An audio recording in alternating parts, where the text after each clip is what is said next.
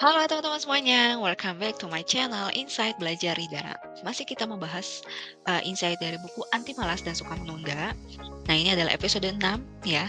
Episode 6 ini bakal bahas apa nih? Ya, sebelum aku lanjut ke bahasan di episode 6 ini, aku pengen ingetin teman-teman ya yang belum nonton episode 1 sampai 5, silakan bisa disimak juga ya, karena memang video ini dirancang untuk bisa mendapatkan pemahaman itu memang aku strukturkan gitu ya secara berurutan gitu. Mulai dari yang basic sampai ke aplikasinya nanti kayak gimana gitu ya. Jadi silakan yang belum nonton episode 1, 2, 3, 4, dan 5 silakan nanti bisa tonton setelah ini ya. Oke, di episode 6 ini akan lebih kita membahas kalimat-kalimat sakti apa yang ada di buku ini ya. Kalimat sakti ini dalam artian kalimat sakti itu adalah kalimat yang nge-reminder ya ke diri kita sendiri ketika dalam proses mencapai sesuatu gitu. Apa aja tuh kalimatnya gitu ya. Kalimat pertama yaitu adalah lamban bukan berarti malas ya.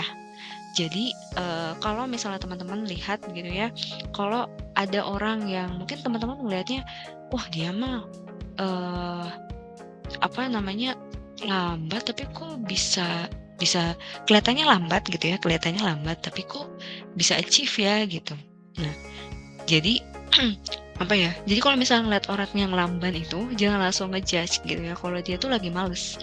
Mungkin dia itu lagi emang istirahat pas kita lagi lihat gitu loh. Jadi setiap perjalanan itu kan kita tahu ya, kapan kita harus ngegas gitu ya, kapan kita harus cepet, kapan kita harus berhenti buat istirahat, kapan kita harus melambat. Oh, di sana ada lubang, kita melambat dulu, misalnya gitu. Jadi, ibaratnya mau ngingetin nih di buku ini dengan kalimat ini bahwa menjadi lambat itu bukan berarti kita malas gitu ya.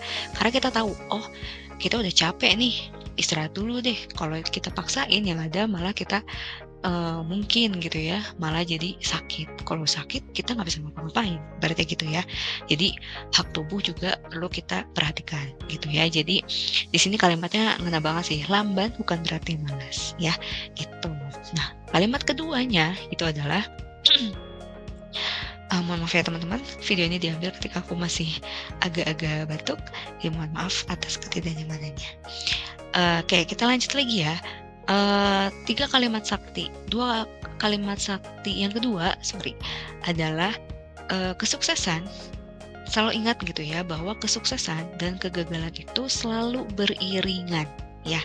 Selalu ingat tuh nempel gitu ya di kepala gitu ya, bahwa yang namanya sukses, namanya namanya mau mencapai sesuatu gitu ya, itu nggak mungkin sukses terus ya, lancar terus. Tapi pasti akan ada hal yang membuat kita tuh harus melakukan penyesuaian-penyesuaian atau misalnya mungkin kalau aku sih lebih seneng kita melakukan penyesuaian ya, bukan kegagalan sebenarnya gitu. Jadi, eee, kalau misalnya ada yang sesuai dengan rencana, ya itu berarti kan sukses, kalau enggak ya berarti disesuaikan gitu. Karena aku nggak mau, membiasakan kata-kata kegagalan itu dalam diri aku. Kalau aku lebih senang gitu. Nah kalau di buku ini, dia menuliskannya adalah kesuksesan dan kegagalan itu selalu beringan. Intinya adalah nggak ada jalan yang mulus-mulus banget kalau kita mau mencapai sesuatu. Intinya itu sih gitu. Jadi jangan lupa spare gitu ya di hati teman-teman untuk eee, menerima gitu ya hal-hal yang di luar ekspektasi gitu ya. Karena menerima hal-hal yang di luar ekspektasi itu penting ya teman-teman gitu, karena ketika tidak menerima itu tuh nanti sesek dadanya gitu ya, yang ada misu-misu gitu. Padahal kita juga udah tahu gitu ya, namanya kita berencana boleh berencana gitu ya, tapi ingat, ranah hasil itu bukan ranah kita, tapi ranahnya Tuhan gitu ya. Jadi selalu ingatlah hal ini gitu, bahwa kesuksesan dan kegagalan itu selalu beriringan, ya. Nah kemudian kalimat, eee, lainnya yang gak kalah, cukup bikin aku berpikir gitu ya, yaitu adalah berpisahlah dengan ketergesaan dalam diri. Nah, ini biasanya kan agak sulit ya, kita itu kalau mencapai sesuatu pengennya cepet gitu ya, nggak sabar. Nah, ketergesa-gesaan ini tuh agak berbahaya teman-teman kalau misalnya nggak bisa dikontrol gitu. Jadi sebaiknya, hal-hal yang berbau tergesa-gesa ini kita bisa kontrol gitu ya, bukan berpisah.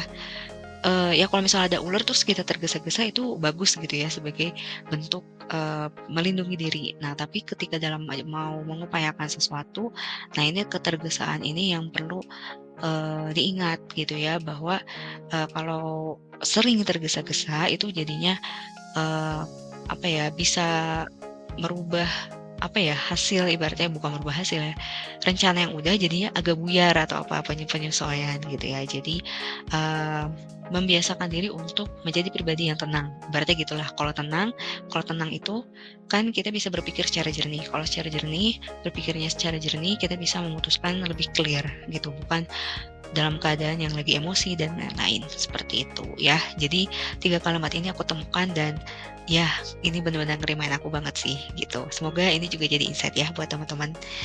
Oke, segitu dulu aja di episode 6 ini, sampai ketemu di video selanjutnya. Dadah.